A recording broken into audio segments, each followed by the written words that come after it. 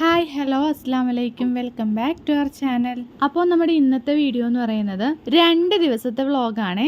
ഒരു ദിവസം വൈകുന്നേരം മുതൽ രാത്രി വരെ ഉള്ളതും പിറ്റേന്ന് രാവിലെ മുതൽ വൈകുന്നേരം വരെ ഉള്ളതായിരുന്നേ. അതിൽ ആദ്യത്തെ ദിവസത്തെ കുറച്ച് ഓർഗനൈസിങ് പരിപാടിയും പിറ്റേ ദിവസം നമുക്ക് കുഞ്ഞിൻ്റെ വാക്സിനേഷൻ ഡേ ആയിരുന്നു. അന്നത്തെയും ഉള്ള വ്ളോഗായിരുന്നു കേട്ടോ ഉള്ളത്. അപ്പോൾ വീഡിയോയുടെ തുടക്കത്തിൽ തന്നെ നിങ്ങളെ ഞാൻ കുറച്ച് കാര്യങ്ങൾ ഓർമ്മിപ്പിക്കുവാണ്. നമ്മുടെ വീഡിയോ ഇഷ്ടമാവുകയാണെങ്കിൽ നിങ്ങളൊന്ന് ലൈക്ക് ചെയ്യാൻ മറക്കരുത്. ഇഷ്ടപ്പെട്ടില്ല എന്നുണ്ടെങ്കിൽ ഒന്ന് ഡിസ്ലൈക്കും ചെയ്യണേ. അതുപോലെ തന്നെ നിങ്ങളുടെ അഭിപ്രായങ്ങൾ എന്തുണ്ടെങ്കിലും ഒന്ന് കമന്റ് ആയിട്ട് അറിയിക്കണേ. പിന്നെ ആദ്യമായിട്ട് നമ്മുടെ വീഡിയോസ് കാണുന്ന കൂട്ടുകാരുണ്ടെന്നുണ്ടെങ്കിലേ വീഡിയോസ് ഇഷ്ടമായ നിങ്ങൾ ചാനൽ ഒന്ന് സബ്സ്ക്രൈബ് ചെയ്ത് കൂടാനും മറക്കല്ലേ. അപ്പോഴേ ഞാൻ വീഡിയോയ്ക്ക് വോയിസ് ഓവർ കൊടുക്കുന്ന സമയത്തെ നമ്മുടെ കുഞ്ഞു ബേബിയും എൻ്റെ കൂടെ ഇരുന്ന് വോയിസ് ഓവർ കൊടുക്കുന്നുണ്ട് കേട്ടോ. അപ്പോൾ എന്തായാലും നമുക്കിനി വീഡിയോയിലേക്ക് കടന്നാലോ.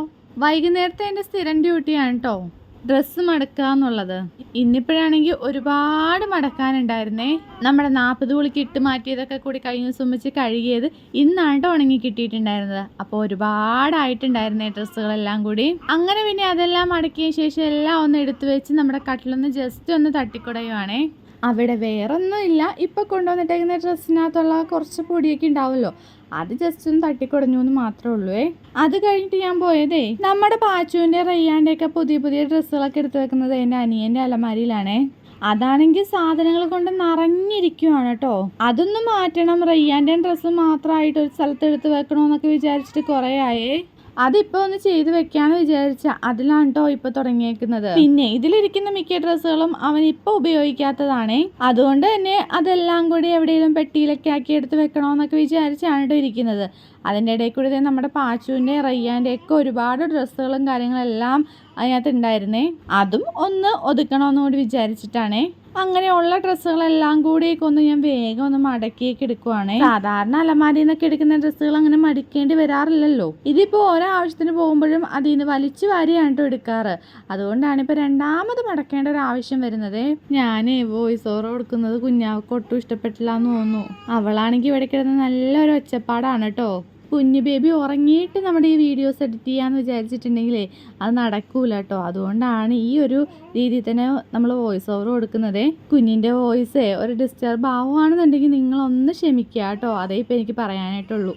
അങ്ങനെ പിന്നെ മടക്കലൊക്കെ ഏകദേശം കഴിഞ്ഞിട്ടുണ്ട്. പിന്നെ ഇതേ നമ്മുടെ പാച്ചുവിൻ്റെയൊക്കെ ഡ്രസ്സുകൾ അടുക്കി ഒതുക്കിയൊക്കെ ഒന്ന് എടുത്ത് വെക്കുവാണേ. പാൻറ് വേറെ, ഷർട്ടും ബനിയനും വേറെ, അങ്ങനെ ഒരു രീതിയിലാണ് കേട്ടോ ഇപ്പോൾ ഒതുക്കി വെച്ചിരിക്കുന്നത്. പിന്നെ ഈ ഒരു സ്പേസ് ഫുള്ള് നമ്മുടെ റയ്യാൻ്റെയും പാച്ചുവിൻ്റെയും ഡ്രസ്സുകൾ മാത്രമായിട്ട് എടുത്തു വെക്കുകയാണ് ചെയ്തേക്കുന്നത്. അപ്പോൾ പിന്നെ നമുക്ക് ഈസി ആയിട്ട് എടുക്കാൻ വേണ്ടി പറ്റുമല്ലോ. വേറെ ഒരു തട്ട് നമുക്ക് തരേണ്ടി വരില്ലല്ലോ. പിന്നെ ദേ എൻ്റെ അനിയൻ്റെ ബാക്കിയുള്ള ഇപ്പോൾ ഉപയോഗിക്കാത്തതായിട്ടുള്ള ഡ്രസ്സുകളെല്ലാം കൂടി ഇങ്ങനെ ഒരു പെട്ടിയിലേക്കാക്കിയിട്ട് അതെല്ലാം കൂടി ഒരു സെറ്റായിട്ട് എടുത്ത് വെക്കുവാണേ. ഇതാവുമ്പോഴത്തേക്കും എടുത്തു നോക്കാനും എളുപ്പമാണ്. അതുപോലെ തന്നെ എവിടെയെങ്കിലുമൊക്കെ ഒരു സ്ഥലത്തായിട്ട് ഒതുങ്ങിയിരുന്നോളുമല്ലോ. പിന്നെ വെക്കുന്ന സമയത്തൊരു കൺഫ്യൂഷനാണ് കേട്ടോ, ഇത് എവിടെ വെക്കണം, എങ്ങനെ വെക്കണമെന്നൊക്കെ. ആദ്യം എല്ലാം കൂടി ഞാൻ ഷർട്ടായിട്ട് ഫുള്ളായിട്ട് എടുത്ത് വെച്ചതിന് ശേഷമാണ് കേട്ടോ പിന്നെ എനിക്കൊരു ഐഡിയ കിട്ടിയത്. ഷർട്ടെല്ലാം കൂടി ഒരു സ്ഥലത്ത് വെക്കുക, പാൻറ്റെല്ലാം കൂടി ഒരു സ്ഥലത്ത് വെക്കുക. അങ്ങനെ പിന്നെ അതെല്ലാം ഒന്ന് റെഡിയാക്കി അതവിടെ എടുത്ത് വെക്കുന്നുണ്ട്. ആദ്യം വെച്ച് നോക്കിയപ്പോഴേ നമ്മുടെ അലമാരി അടയുന്നില്ല കേട്ടോ.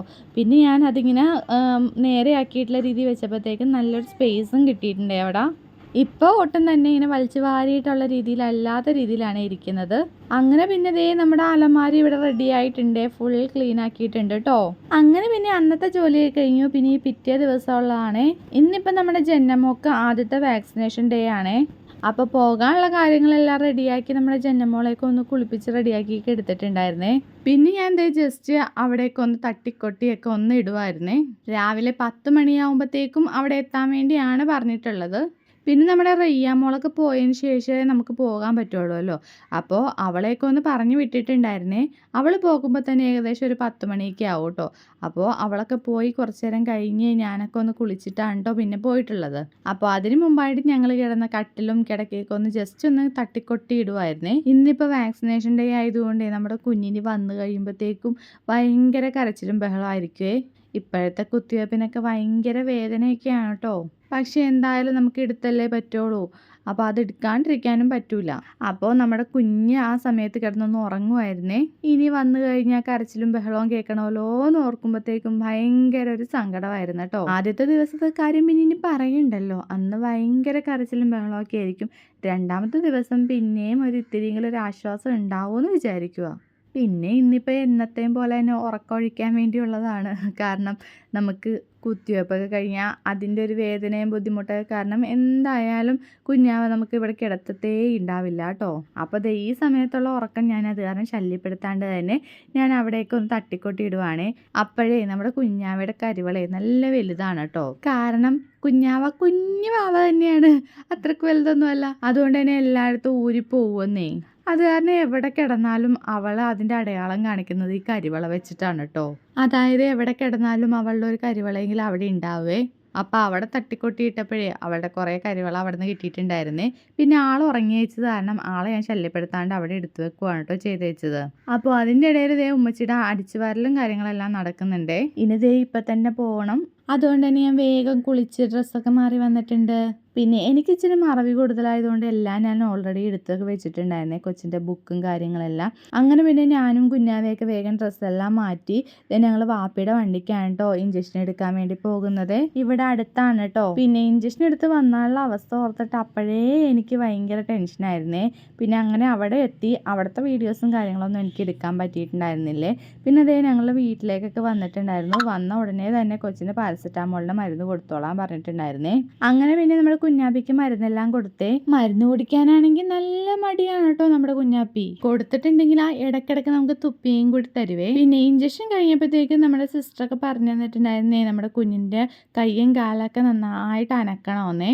അപ്പോൾ വന്നു കഴിഞ്ഞപ്പോഴത്തേക്കും ഞാൻ ജസ്റ്റ് മരുന്ന് കൊടുത്തു കഴിഞ്ഞപ്പോൾ കയ്യും കാലൊക്കെ ഒന്ന് അനക്കിയതായിരുന്നേ. അപ്പം അത്രയ്ക്ക് കുഴപ്പമൊന്നും ഇല്ലായിരുന്നെങ്കിലും കുറച്ചും കൂടി കഴിഞ്ഞ് കഴിഞ്ഞപ്പോഴേ നമ്മുടെ ആള് ഭയങ്കര കരച്ചിലും ബഹളവും ഒക്കെ ആയിരുന്നു കേട്ടോ. കണ്ടിട്ട് നമുക്ക് സഹിക്കാനേ പറ്റുന്നില്ല കേട്ടോ. ഇതുവരെ നമ്മുടെ കുഞ്ഞാവ ഇങ്ങനെ കരയുന്നത് ഞാൻ കണ്ടിട്ടില്ലേ. ഭയങ്കര വിഷമവും കാര്യങ്ങളെല്ലാം ആയിട്ടേ ആളുടെ മുഖം തന്നെ കണ്ടിട്ട് ഭയങ്കര സങ്കടമായി പോവാണേ. ചിലപ്പോഴൊന്നും കഴിയൂല കേട്ടോ. അതിന് പകരം ഇങ്ങനെ കിടന്ന് ഇങ്ങനെ മൂളിയാണ് കേട്ടോ അതിൻ്റെ വേദന അതിന് മാറ്റിക്കൊണ്ടിരിക്കണത്. പിന്നെ വൈകുന്നേരം റൈഹാമോൾ വന്നപ്പോഴേ നേരെ കുഞ്ഞാവയുടെ അടുത്ത് സാധാരണ പോലെ വന്ന്. അപ്പം ഞാൻ പറഞ്ഞു കുഞ്ഞാവക്ക് കയ്യിലും കാലിലൊക്കെ ഇഞ്ചക്ഷൻ എടുത്തേക്കുവാണ്, അനക്കല്ലേന്ന് പറഞ്ഞുകൊണ്ട് മാറ്റി നിർത്തിയേ. നമ്മൾ ഇരുന്ന പൊസിഷനിൽ അല്ലെങ്കിൽ പിടിച്ച പൊസിഷനിൽ തന്നെ നമ്മുടെ കുഞ്ഞിനെ പിടിച്ചുകൊണ്ടിരിക്കണം കേട്ടോ. ഒന്ന് കൈ അങ്ങോട്ടോ ഇങ്ങോട്ടോ തെറ്റിയിട്ടുണ്ടെങ്കിൽ അപ്പം കരച്ചിൽ തുടങ്ങും കേട്ടോ. അത്രയ്ക്ക് വേദനയായിരുന്നേ. പിന്നെ കുറച്ച് നേരം ഇങ്ങനെ കരയുമ്പോഴത്തേക്കും ഇങ്ങനെ എടുത്തോണ്ട് നടന്ന് കുറച്ച് നേരം കഴിയുമ്പോഴത്തേക്കും കുഞ്ഞിനെ കരച്ചിലൊന്ന് കുറയുവേ. പിന്നെ ഞാനും ഉമ്മച്ചിയുടെ എല്ലാ പണിയും മാറ്റി വെച്ചിട്ട് ഉമ്മച്ചിയും ഒക്കെ ഇങ്ങനെ എടുത്തോണ്ട് നടക്കുമായിരുന്നേ. ആദ്യത്തെ ഈ 3 മാസങ്ങളിലുള്ള കുത്തിവയ്പ്പിലേ ഏറ്റവും വേദന കൂടിയത് ഈ ആദ്യത്തെ കുത്തിവയ്പ്പിനാണെന്നാണ് ഞാൻ കേട്ടിട്ടുള്ളത്. മറ്റുള്ളതിനൊക്കെ വേദന ഉണ്ടെങ്കിലും ഇത്രത്തോളം ഉണ്ടെന്ന് എനിക്കറിയില്ല കേട്ടോ. കുഞ്ഞുവാവ ഇങ്ങനെ കരച്ചിലൊക്കെ നിർത്തിയിട്ട് ഇങ്ങനെ അടങ്ങി കിടക്കുമ്പോഴേ നമുക്ക് ബാത്റൂമിലൊക്കെ പോകാൻ വേണ്ടി നമ്മളിങ്ങനെ കൈമാറുമ്പോൾ അവൾ ഒരൊറ്റ കരച്ചിൽ തുടങ്ങും കേട്ടോ. വേദന എടുത്തിട്ടായിരിക്കും. പിന്നെ അതുപോലെ തന്നെ നല്ല പനിയുണ്ട്. ഇവക്കിങ്ങനെ പനി കൂടുന്ന സമയത്ത് ഭയങ്കര കൊക്കലായിരിക്കും കേട്ടോ. ഈ കൊക്കൽ എന്ന് വെച്ചിട്ടുണ്ടെങ്കിൽ ഇങ്ങനെ കുറേ ഇങ്ങനെ ഛർദ്ദിക്കുക ഇല്ലേ, അതിനെയാണ് കേട്ടോ കൊക്കൽ എന്ന് പറയണതേ. അങ്ങനെ നമ്മുടെ ബേബി കുഞ്ഞിൻ്റെ 2 കാലിലും കയ്യിലും ഒക്കെ കുത്തിയേക്കുവാണേ. അപ്പോൾ ഇന്നത്തെ വീഡിയോ ഇത്രയേ ഉള്ളൂ. അടുത്ത വീഡിയോ ആയിട്ട് നമുക്ക് അടുത്ത ദിവസം കാണാം കേട്ടോ. പിന്നെ നിങ്ങളുടെ അഭിപ്രായം കമൻറ്റ് ചെയ്യാൻ മറക്കല്ലേ. Bye bye.